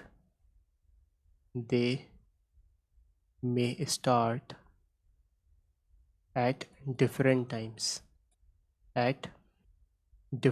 times, T1 and T2 may be different,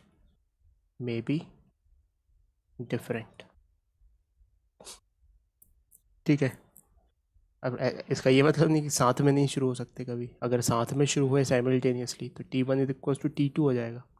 so if they start together then t1 is equals to t2,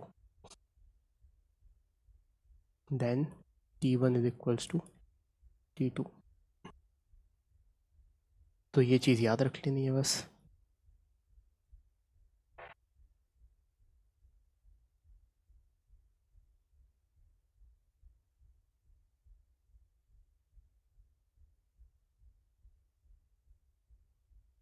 ठीक है, तो एक और question solve करते हैं अब, random कुछ भी, मिक्स्ड कॉन्सेप्ट्स पे based. So write down the question along with me. A car accelerating at the rate of 2 meter per second square from rest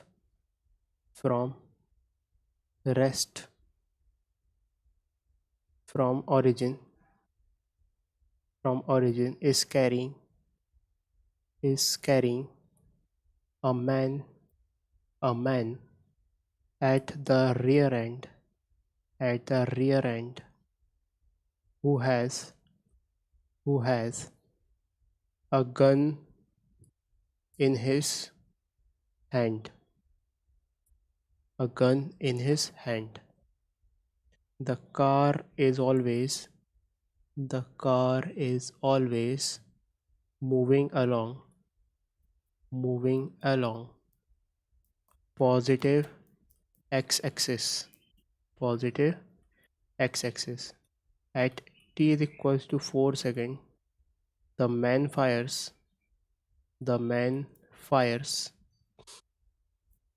a bullet from the gun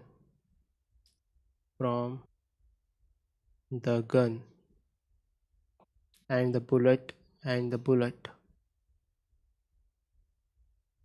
hits a bird। थोड़ा violent question है ये, तो tension मत लेना। at t is equals to 8 seconds, the bird has a position vector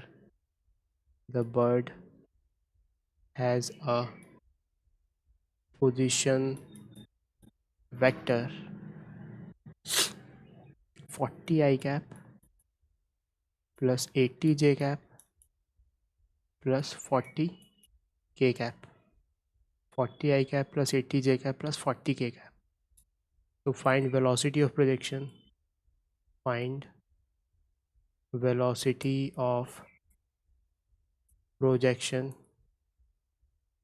of the bullet take the y-axis in the horizontal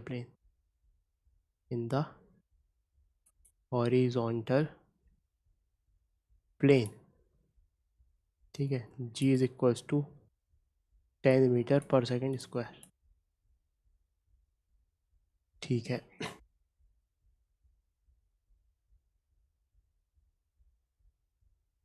तो एक बात कही है इसने इतनी बड़ी, उसको थोड़ा समझते हैं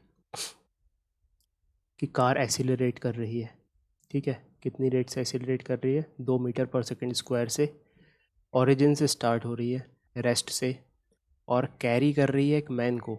उस कार पे एक मैन बैठा हुआ है, एट अ रियर एंड, आखिरी छोर पे मैन बैठा हुआ है। Who has a gun in his hands, उसके हाथ में एक गन है।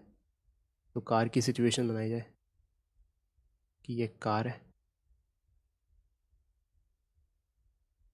और ये जा रही है, ठीक है। एक आदमी बैठा हुआ है यहाँ पे, इसके हाथ में गन है, ठीक है। The car is always moving along positive X axis. So ये एक्सीलरेशन इसका 2 मीटर पर सेकेंड स्क्वायर है और पॉजिटिव एक्स डायरेक्शन में चली जा रही है ये, ठीक है भाई। At t is equals to 4 second, 4 second बाद, मतलब ओरिजिन से ये यहाँ पे पहुँच गया होगा आदमी 4 सेकेंड में। The man fires a bullet from the gun and the bullet hits a bird at t is equals to 8 seconds. तो 4 सेकेंड पे इसने फायर किया,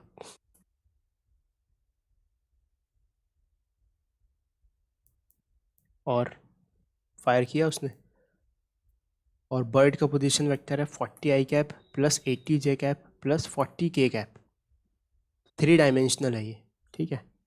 so find the velocity of projection of the bullet. तो अब वो किधर project करके मारे ऐसा, ठीक है, कि जाके वो बर्ड को टकरा जाए। So take the y axis as in the horizontal plane.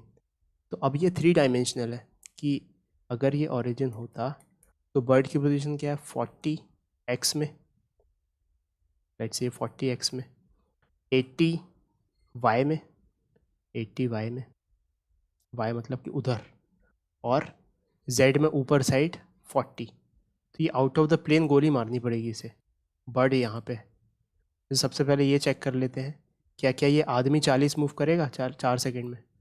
So S is equals to U T plus half A T square. तो यू कितना है 0 क्योंकि रेस्ट से शुरू हुआ है, हाफ तो हाफ है एक्सीलरेशन 2 है, और टी कितना है 4, तो 4 स्क्वायर। तो ये कितना आया है अपने पास, 2 से 2 कटा 16, इसका मतलब ये डिस्टेंस 16 है। तो 40 तो फिर यहाँ कहीं होगा, तो 40 तो यहाँ कहीं होगा आगे, क्योंकि यही 16 आया है, तो यहाँ पे है वो कहीं पे, ठीक है। तो अभी टेंशन लेने की ज़रूरत नहीं है, अपन इसको रिलेटिव से सॉल्व करेंगे तो सब समझ में आ जाएगा, ठीक है। तो इसकी पोजीशन वेक्टर क्या है, इसकी पोजीशन है 40, 80, 40, ठीक है। हमें क्या पूछा गया है, हमें पूछा गया अब इसको गोली एक्चुअली इस तरफ मारनी पड़ेगी, इधर साइड, ठीक है। उसकी वेलोसिटी को बोल देते हैं वी वेक्टर, और वी वेक्टर को बोल देते हैं v x i cap plus v y j cap plus v z k cap, ये बोल देते हैं। अच्छा, इसकी स्पीड कितनी होगी इस टाइम पे, इसकी स्पीड एक कार की जो स्पीड है वो भी ऐड हो जाएगी। तो ये जो हमने लिखा है, ये लिखा है हमने किसके रिस्पेक्ट में, अर्थ के रिस्पेक्ट में, कि अर्थ से देख रहे हैं तो ऐसी वेलोसिटी दिखेगी हमें, ठीक है। तो लिख देते हैं बस, अब भूल जाओ सारी चीज़ें, इसको लिख दो यहाँ पे कि हमने एक प्रोजेक्टाइल की तरह है ये, जिसको हम 3 डायमेंशनल प्रोजेक्शन दे रहे हैं। उसकी वेलोसिटी क्या है, v vector v x i cap plus v y j cap plus v z k cap, और उसे जाके किससे टकराना है, उसे टकराना है एक ऐसे पॉइंट से जो प्लेन में नहीं स्पेस में है, जिसके कोऑर्डिनेट है 40, 80, 40। यहाँ से यहाँ तक इसको टकराने में कितना टाइम लगा, 4 सेकेंड्स, क्यों 4 सेकेंड बाद फायर किया था और 8 सेकेंड बाद टकरा गया, यानी कि यहाँ से यहाँ तक का टाइम कितना है 4 सेकेंड। अब एसिलरेशन किस डायरेक्शन में, एसिलरेशन तो केवल है, केवल और केवल एक्स डायरेक्शन में, सॉरी जेड डायरेक्शन में, क्योंकि हमने जेड को एसिलरेशन वाला माना है। इसका मतलब ये वाली चीज़ ही चेंज हो रही होगी वी जेड, ठीक है। वी एक्स और वी वाई तो चेंज ही नहीं हो रहे होंगे। सो वी एक्स और वी वाई को हम सॉल्व कर सकते हैं और आंसर निकाल सकते हैं। सबसे पहले एक्स कोऑर्डिनेट देखते हैं, एक्स कोऑर्डिनेट। तो एक्स में स्पीड कितनी है, v x is v x, a x कितना है 0, और डिस्प्लेसमेंट कितना हो रहा है 40, एक्स इज इक्वल टू 40। तो यहाँ से हमने सॉल्व किया तो हमारे पास क्या आया, x is equal to U T plus half A T square, सब एक्स में लिखना है। तो ये वाली चीज़ तो 0 हो गई, ए एक्स, एक्स कितना है 40, यू एक्स कितना है, यू एक्स तो पता नहीं, वी एक्स है कुछ, और टाइम कितना लगा 4 सेकेंड्स। तो इसका मतलब वी एक्स हो गया अपने पास 10 मीटर पर सेकेंड। वेरीफाई करते हैं कि वी वाई निकल के आ जाएगा इससे, 80 मीटर किया इसने। So we Y similarly V Y is equals to, मतलब Y is equals to, Y coordinate में लगाया, so Y is equals to U Y T plus half A Y T square. A Y भी 0 है यहाँ पे क्योंकि acylation केवल Z direction में, ठीक है।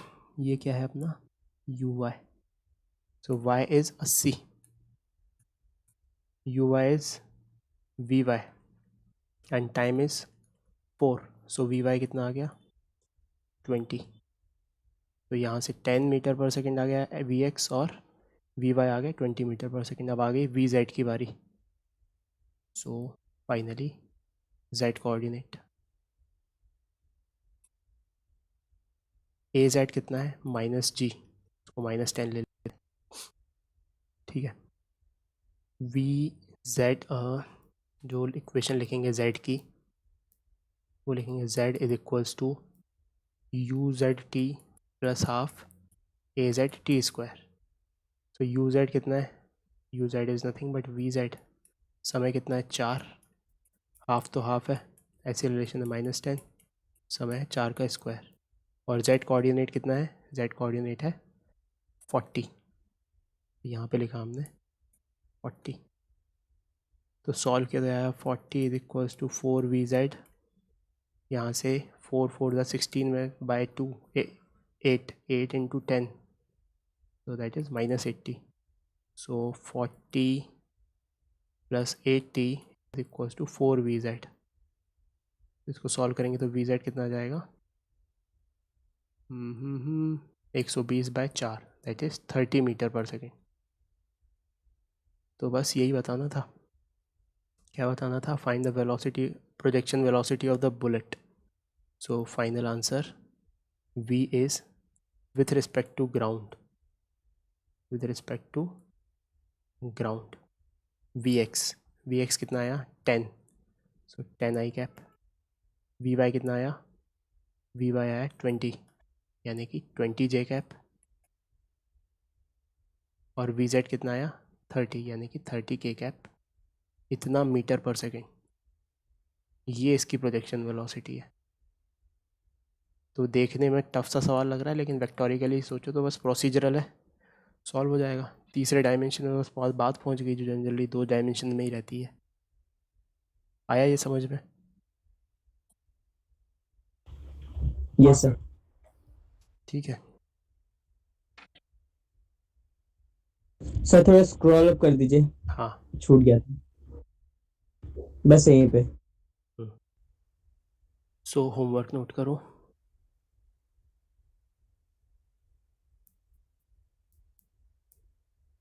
पहला कॉन्सेप्ट, एप्लीकेशन, एक्सरसाइज 7.3 के क्वेश्चन नंबर 1 2 3 तो ऑलरेडी हो चुके थे, ठीक है।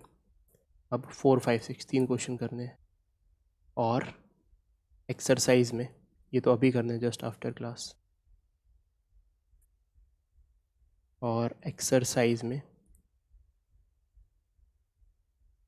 हमें सिंगल चॉइस में लेवल 1 असर्शन रीजन करने हैं।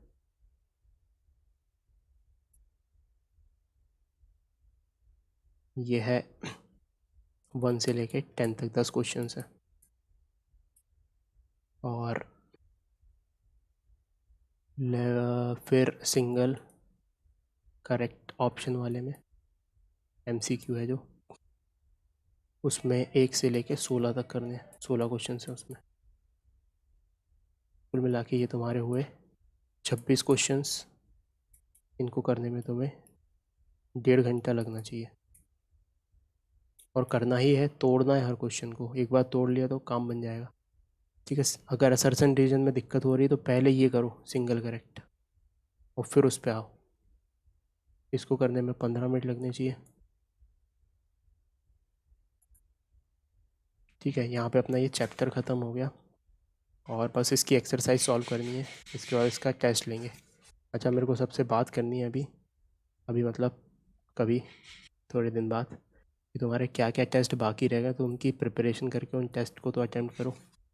अपन पढ़ रहे हैं, उनका एक रिवॉर्ड तो मिलना चाहिए कुछ मार्क्स के फॉर्म में, ताकि अपन को समझ में आए कि भाई अपन कैसा स्कोर कर रहे हैं ना। ये सब अपन किस लिए पढ़ रहे हैं, ताकि हम एग्ज़ाम में अच्छा स्कोर कर पाए।